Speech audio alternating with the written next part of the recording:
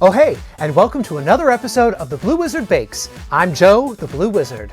I am super excited for today's recipe, kids. It is one that I have been working on for a very long time. Ever since I can remember, I have never been quite satisfied with the chocolate chip cookies that I've made. Yeah, sure, they're good and they're tasty and everything like that, but they don't just quite hit that right spot that you get with a nice, chewy, delicious chocolate chip cookie. So I have toiled and I've worked and I've toiled some more and I've tweaked and I've poked until finally I have come up with the perfect recipe for chocolate chip cookies. Now, over the years, I've sort of been sharing as I've been working on this recipe, and people are like, oh, give me the recipe, give me the recipe. And everyone that I've given up until now has been the, if you want to say, incomplete version of this recipe. But now, here it is. This is it. This is done. This is finished. This is the final perfect chocolate chip cookie recipe straight from the Blue Wizard. These cookies are chewy, they have a deep flavor, they're salty and sweet, they're just the ultimate chocolate chip cookie. But why am I still selling them to you when I could just show you how to make them? Let's head to the kitchen. Okie dokie. So before we do anything else, we need to start by preheating our oven to 325 degrees. We also need to make sure that we get all of our ingredients and equipment together in one place. This way we have everything we need, where we need it, and when we need it. All right, so the first thing we're gonna start with is our dry ingredients. Now inside of this medium-sized bowl, I have measured out 1 3/4 cups of all-purpose flour. And to that, I'm going to be adding some almond flour. Okay, so our almond flour is going to add a nice chewy consistency to our cookies to make them have that nice, wonderful texture. All right, and so I'm gonna add in 1/2 cup of almond flour plus 2 tablespoons. Now, you might be saying to yourself, that Blue Wizard is awfully crazy. That 2 tablespoons, that can't make that big of a difference. You're wrong. It makes a big difference. Like I said before, this recipe I have been testing for a very long time. Believe me, the 2 tablespoons extra of almond flour makes a difference. So you don't want to miss it, make sure you add it. So again, 1/2 cup plus 2 tablespoons.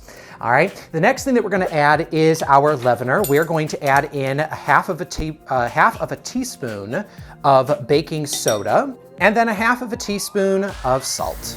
And then we're just gonna give that a nice whisk. We're just trying to break up any lumps there might be in the flour or the almond flour and make sure that all of the baking soda and salt are evenly distributed in our dry ingredients so that everything gets mixed nice and evenly. And that's it, that's the dry ingredients done. So we're gonna set those off to the side while we work on our wet ingredients. I have in my large bowl 1½ sticks of melted butter. Super important that we use melted butter here because that's going to give our cookies a nice chewy consistency rather than the crispy consistency that you get from a lot of other chocolate chip cookie recipes. So definitely want to use melted butter here. To our 1½ sticks of melted butter, I'm going to add in 1/2 cup of plain white sugar and 1 whole cup of dark brown sugar. Now, most other recipes that I find for baking don't actually call for dark brown sugar.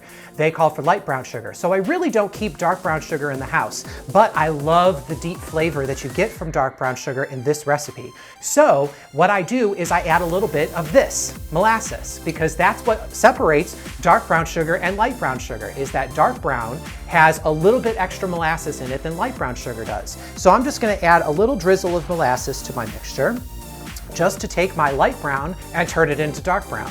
Easy as pie. Simple solution. Now I'm going to take and beat up my ingredients. I want to beat together this butter and sugar until the mixture lightens in color and gets a little bit more firmer in consistency.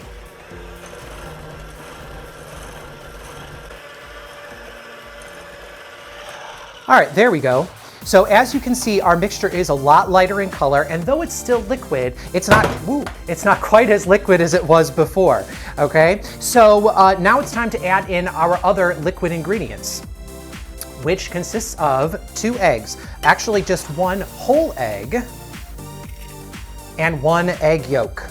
In addition, we need to add in some vanilla. I'm adding in 2 teaspoons of vanilla, which of course you know I don't measure. So it's about 2 teaspoons. And then we're gonna beat it up again.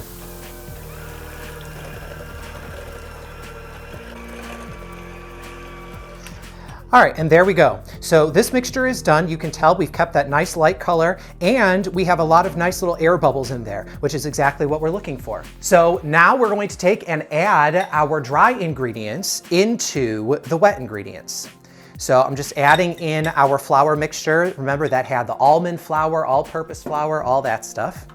And I'm just gonna give this a good start with my mixer, just to start to get the dry ingredients a little bit wet. And once I have my dry ingredients mostly incorporated, I'm actually gonna now switch to a spatula instead, because I don't wanna overbeat my flour. Because if you overmix in your flour, you can end up with a tough cookie. And though we like tough cookies in people, we don't like tough cookies to eat. All right, there we go. All of our flour is nicely mixed in. Easy peasy. The last thing that we have to mix in to our batter is going to be our chocolate chips, the star of our show, the thing that makes them chocolate chip cookies. I'm using semi-sweet chocolate chips here, but if you like a darker chocolate or a white chocolate or whatever you like, then you can, feel free to use, whatever you prefer. But semi-sweet is what I grew up with, and so that's what I associate with chocolate chip cookies. So that's what I'm gonna use. I'm adding in 1.5 cups of semi-sweet chocolate chips. And then once again, instead of using my beaters, I'm going to mix this in with my spatula.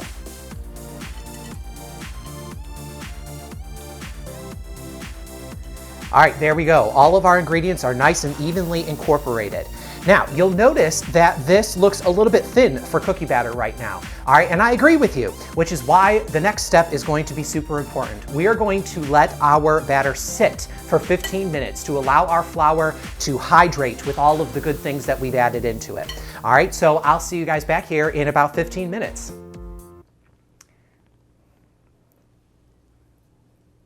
You don't have to stay, if you... I mean, it's gonna be 15 minutes. I'm just gonna go.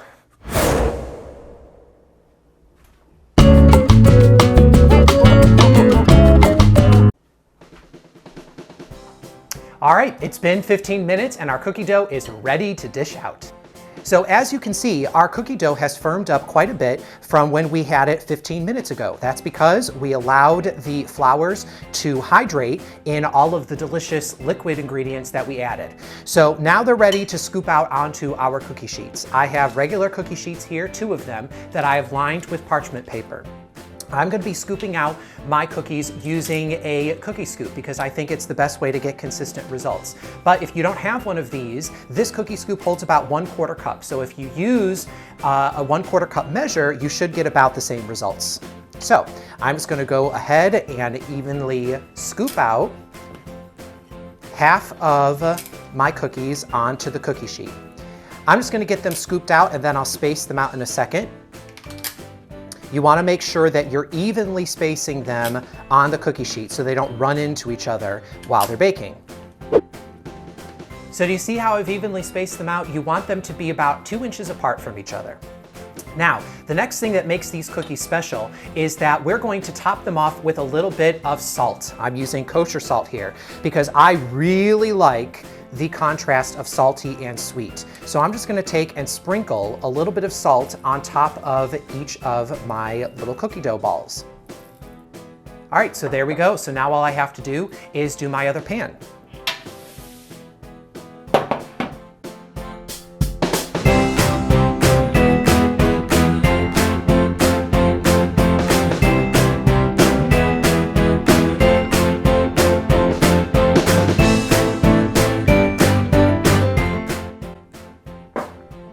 All right, so there we go. There's our second pan finished. Now, you'll notice that I have one leftover cookie.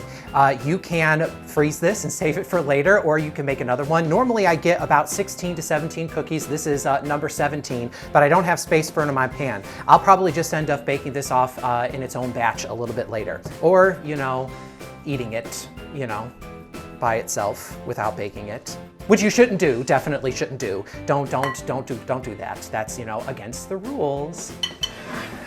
All right, but anyway, here's our cookie dough balls, and we're going to go and place them into the oven. Remember, we're at 325 degrees, and we're gonna bake these for about 15 minutes, and I'm gonna rotate the pans halfway through the baking.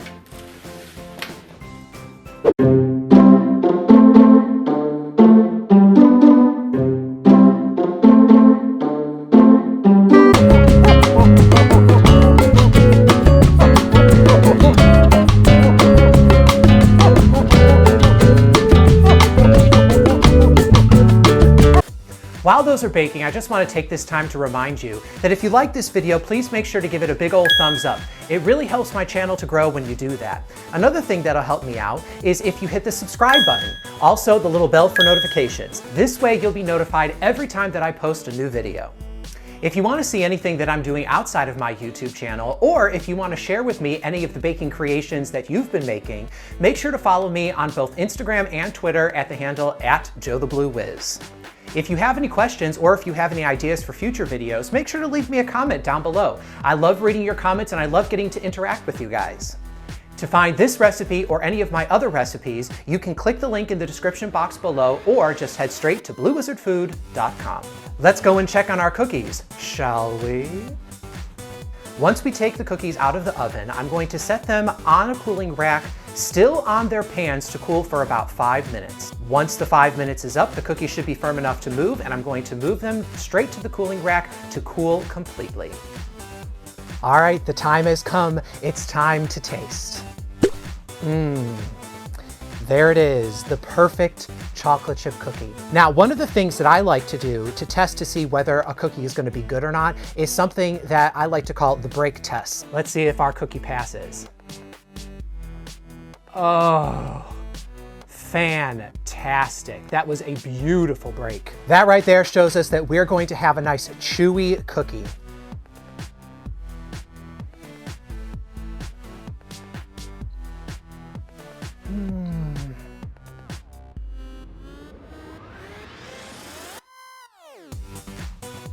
Heaven. These cookies are truly heaven. Salty, sweet, chewy consistency, deep flavor from that dark brown sugar that we used, just the right amount of chocolate chips. Kids, this recipe is a winner. I swear to you, if you don't go and make these right now, you truly don't know what you're missing. Well, anyway, kids, that's all that I have for you guys today here on the Blue Wizard Bakes. Remember, you don't have to be a professional chef or even a wizard in order to make magic in your kitchen. I'm gonna go finish this. Bye.